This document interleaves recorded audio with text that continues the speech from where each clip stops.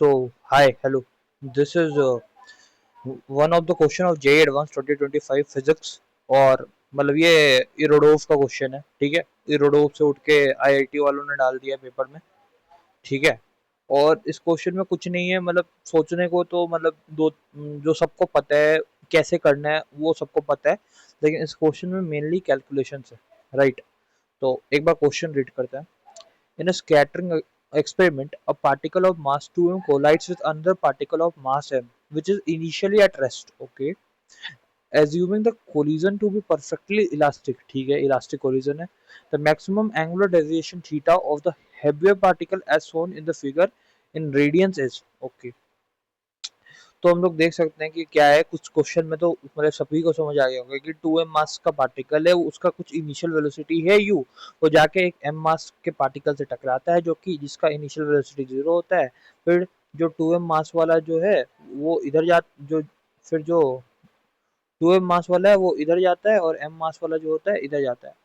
मैंने एज्यूम कर लिया कि 2m मास का इनिशियल वेलोसिटी u है ना। 2m मास का फाइनल वेलोसिटी v1 हो जाता है और m मास का फाइनल वेलोसिटी v2 हो जाता है। 2m मास जो होता है वो डेविएट होता है थीटा एंगल से, और m मास जो होता है वो हैशटैग एंगल से डेविएट होता है। मेरे पास और कोई टूल नहीं था तो हैशटैग ही ठीक है, ठीक है। वो हैशटैग एंगल से m मास डेविएट होता है और जो 2m मास था वो अपने ओरिजिनल पाथ से थीटा एंगल डेविएट हो जाता है। तो सबसे पहले इस क्वेश्चन को पढ़ के क्या फील आता है कि ये कोलिजन का क्वेश्चन है, राइट।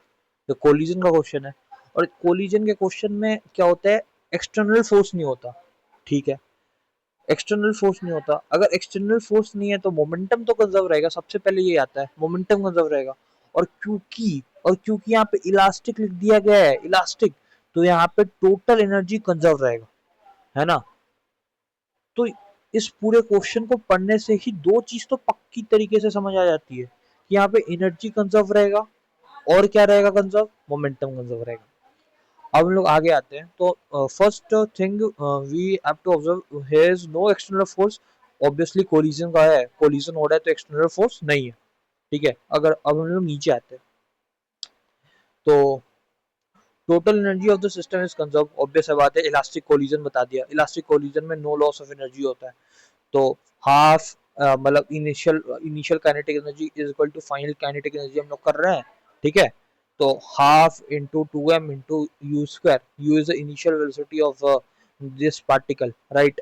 तो half into 2m into u square is equal to final velocity, इसका क्या, फाइनल वेलोसिटी इसका क्या हो जाता है, 2m वाले का v1 हो जाता है और m वाले का v2 हो जाता है, राइट। तो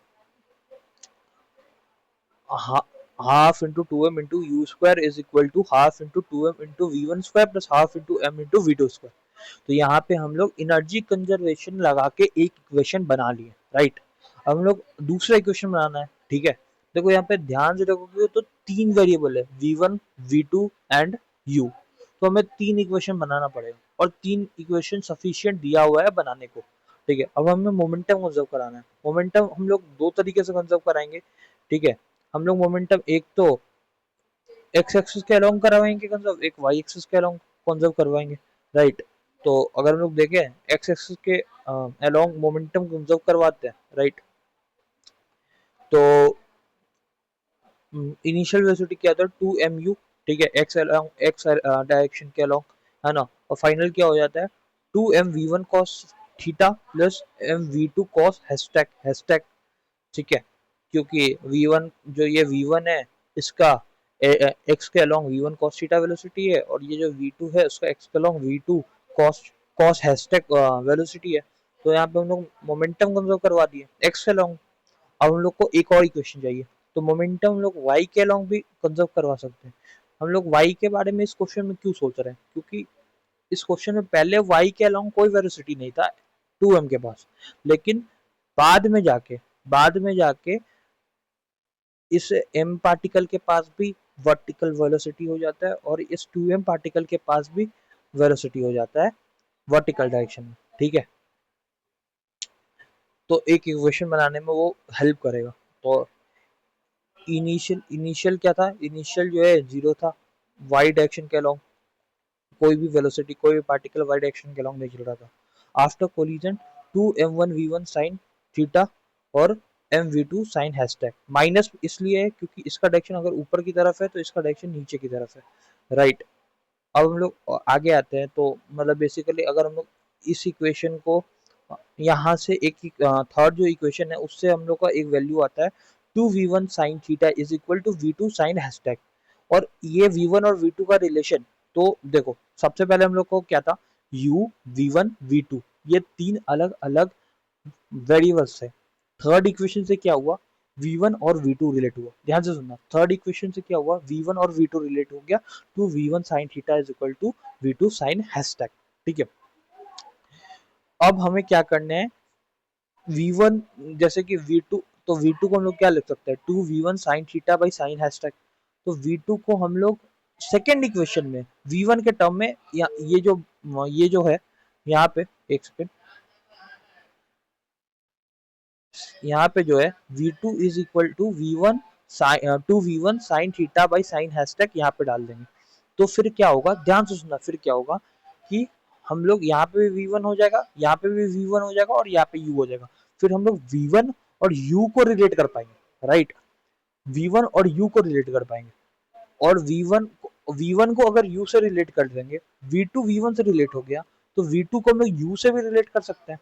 तो v2 हम लोग u के टर्म में निकाल लिए, v1 हम लोग u के टर्म में निकाल लिए, और ये दोनों चीज फर्स्ट इक्वेशन में एज इट इज डाल दो। ठीक है, कुछ नहीं करना, एज इट इज डाल दो। तो वहां से एक फाइनल इक्वेशन आता है। मेरे पास स्टाइलस नहीं है तो मैं पूरा सॉल्व नहीं किया, मैं फाइनल रिजल्ट लेके आया। ठीक है, लेके आया हूँ। तो फाइनल रिजल्ट जो आएगा वो ये एक क्वाड्रेटिक आएगा, v1 के टर्म में एक फाइनल क्वाड्रेटिक इक्वेशन हमको मिलेंगे। Quadratic equation in v1 we will get 3v1 square minus 4u v1 cos theta plus v1 square.